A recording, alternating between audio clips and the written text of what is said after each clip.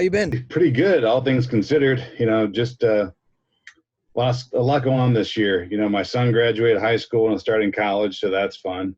We did a graduation party, this past weekend, and it was challenging, but we made it COVID friendly. Yeah. All in all, though, I'm pretty lucky and feel pretty blessed. How about you guys? Yeah, it's same. It's interesting in, when everything started, how I mean, worried everybody in every sector was, but I mean, really music has kind of endured.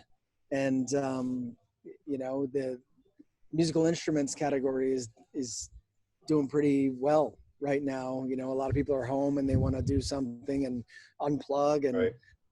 so I mean so it's kind of a double-edged sword because it's a tough time, it's a trying time, it's a scary time, there's a lot going on, but music seems to be a refuge people are seeking. So that's been good for everybody.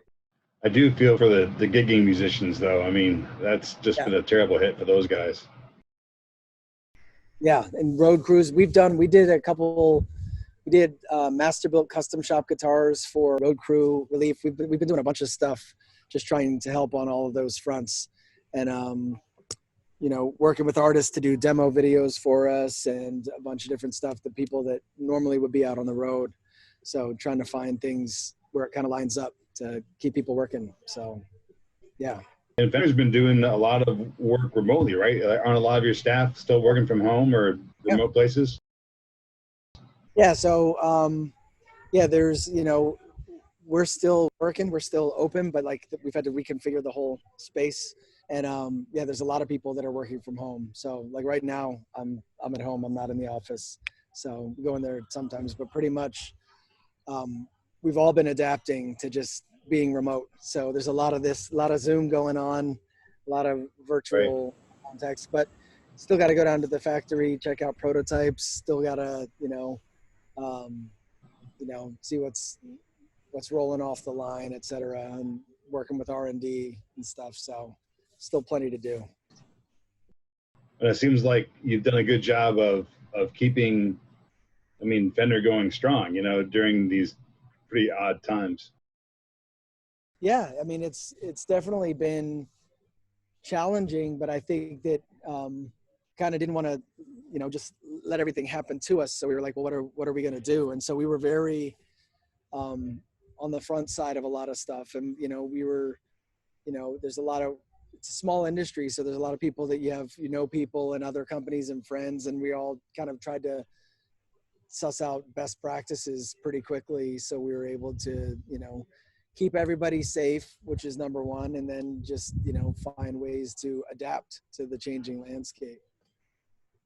And that's something every business that's been affected by this, there are players within each industry that rise to the challenge and Yeah.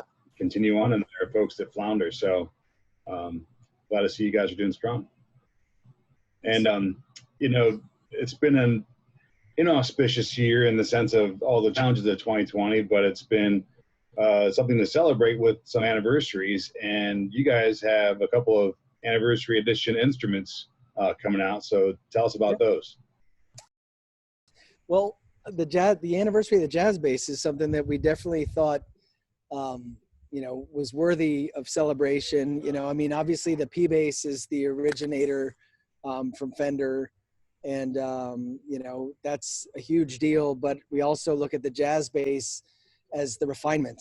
As Leo was working, he was always the Tele became the Stratocaster, which became the Jazzmaster. He just kept working, and you can see the Jazzmaster design creeping into the jazz bass's offset body.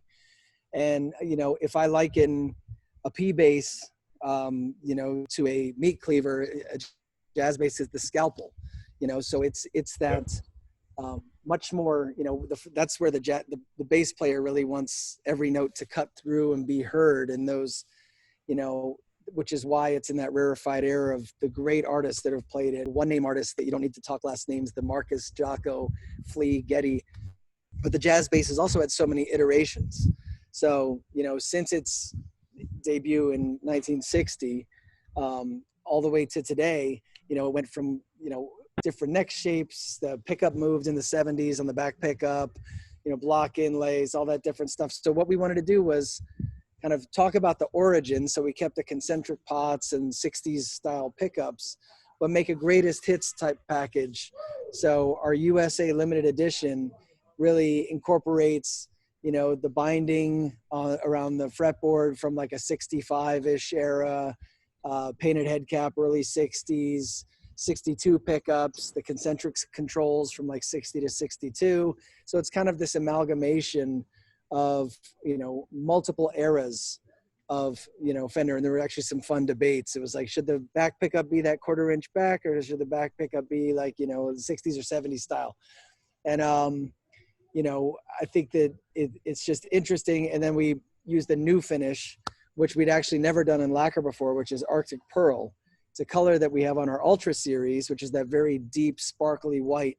But this is doing it in lacquer, so in vintage style, which was a color that we had to specifically develop. It has a commemorative neck plate. It has an embroidered special case that's got the 60th anniversary, the logo in it. And but we also wanted to do something in a more affordable price point, and that was the Road Worn series. So we did those, and that's coming in 3-tone sunburst, Olympic white, and fire mist silver, I believe. And that was kind of more like taking a fictitious backstory and just being like, let's imagine a 60s jazz bass, early 60s jazz bass that just has been loved and used all this time. And so it's broken in all the right ways, not only the aesthetic, but the ergonomic, you know, the feel of it just being broken in. But we also flattened off the radius and made it a 9.5. So the US made one is more vintage correct with the 7 1/4, nice rounded radius. We put a flatter radius on the Road Worn. So you kind of have two options, two ways to go. But really, you know, I don't know, you know, apart from product, we just really also want to just tell the story and talk about the anniversary of the jazz bass and the cultural impact, the fantastic artists that have used it, and how it's become truly, you know, a stalwart or bellwether of the industry. You know, there's still that record producer or engineer that's like, get your J bass or get your P bass. And it's a known sound, and it's a sound that people have heard on records and will continue to hear on records because it's just something that works and is pleasing to the ear. And what artists, the body of recorded work is really what allows these instruments to endure. And so what people have been able to do with them and the voice that they've brought to the table is really just super impressive.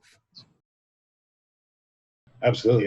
You know, it's always good to have a good P bass in your stable of instruments, but a lot of players I know, you know, if you were Desert Island, you only have one bass, what's it going to be? It's going to be a jazz. You know, they're so versatile. Yeah, you got the versatility, and you got the, you know, the smaller nut width and everything. You can rip around a little bit more, and just that ability to dial it up and growl a little bit and cut and be a little bit, you know, but you can also, you know, with the rhythm pickup, still get some of those meatier tones. So it really is that kind of Swiss Army knife bass, you know, and it's like, it's one of those things where you want to keep evolving it and stuff. And in so many ways, you know, we do, you know, evolve. We have a new preamp and the Ultra and stuff like that.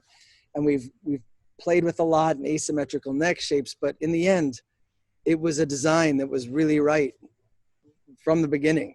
So, I mean, it's evolution, not revolution. And it's tweaks and everything, because there is something, it's a recipe, you know, and it's magical. And we hold that near and dear.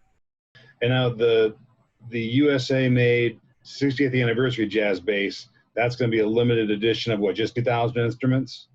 Yes, that's, yep.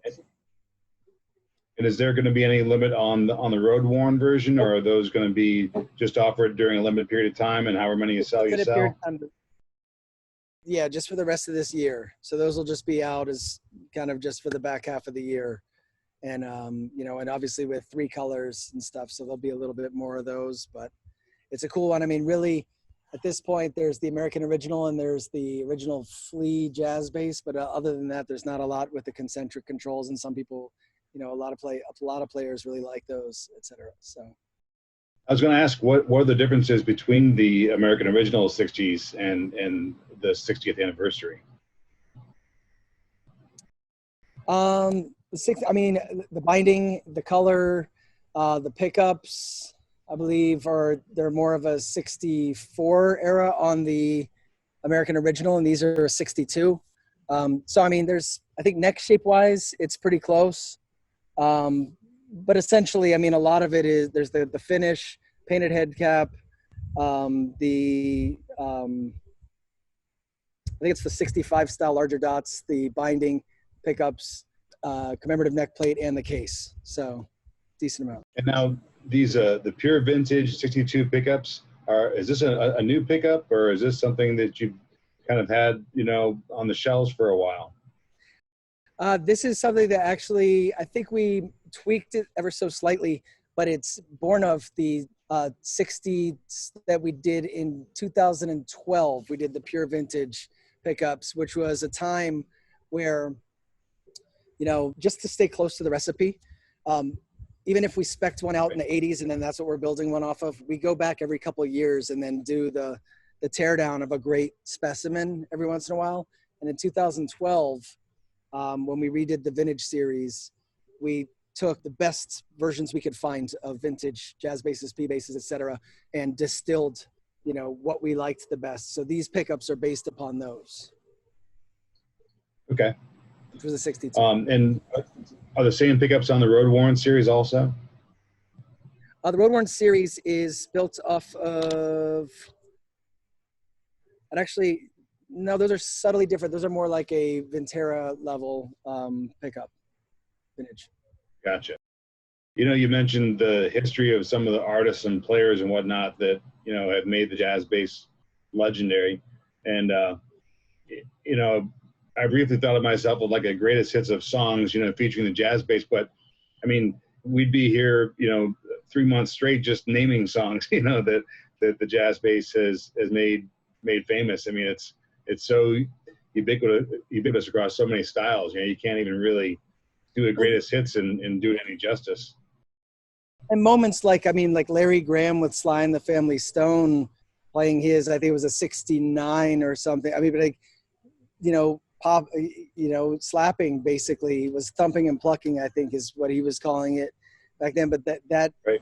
Coming to the fore basically was pretty much on a jazz bass, you know. And so through all those eras, and of course, Jocko and, you know, Geddy Lee, and I mean, Marcus Miller, it's just a super long list through every genre too. The versatility, as you were saying, versatility, it's like, you know, every style of music, it fits and it works, you know. And it's just it can be beautiful and delicate and, you know, aggressive and growly and everything in between, and still hits that frequency where it's able to really kind of come through and be articulate.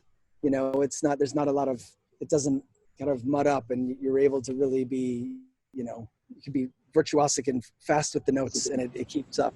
I know the favorite jazz bass I've ever played, and I've been able to play a bunch of, but my absolute favorite was a 62 with the stack knobs. Yeah. You know, original 62. So I'm really curious to get my hands on one of these and hear how they sound, because, you know, as you said, Leo kind of knocked it out of the park right when they first came out with the jazz bass. Yeah, and I mean, it's really just been about offering options and versions, and, you know, I mean, there's trends, and you mess with neck shapes and just, you know, personal preference. But largely, I mean, if you look at a car from the 60s, early 60s to today and how different it is, and you look at a jazz bass today to what it is today, it's largely unchanged, and not due to lack of, you know, any desire or ability to do anything. It's just really about honoring that recipe and the magic and the, you know, the instrument and tool with which people, you know, made this legendary music. Absolutely. So when can players start getting orders in for these? Are they going out to dealers relatively soon, or what's your target time frame? Yeah, it's going to be about a couple weeks, and they'll be out like in early September. And offered through the end of 2020, and then that will be all of these, right? Yep. Yeah, and the first one, just so you know, comes out on August 6th, and that's when the embargo lifts. But the second jazz bass comes out in September. Which is the first one, the 60th anniversary or the road worn? They're both 60th anniversary. It's the non-road worn one. It's the anniversary one. So the non one's first. Gotcha. The American one first. Yeah. Well, excellent. Anything else you want to make sure people know about these? Just, I would just say go to fender.com to learn more and, check out our jazz basses and our P basses. But this is, really a watershed moment in, history and musical history that we just want to honor, the music that people have been able to make on our products. And, also with an eye firmly set on the future and the next 60 years and what people are going to continue to do with it. Because as the tools of music making, have changed and evolved, the electric bass is still right in the mix. It's still there. And we're just excited and honored to see what's going to unfold, but happy about everything that's happened up until this point. So absolutely. Yeah. A 60s jazz bass is never out of style. That's for sure. That's for sure. That's for sure. Love it. I appreciate you taking the time to do a little Zoom chat with me tonight. And happy to do something similar anytime, man. Yeah, always. Thank you, Tom. It's a great seeing you, and I'm glad you're well. Stay safe. Same to you. Take care, and thank you, Heather, for hooking us up.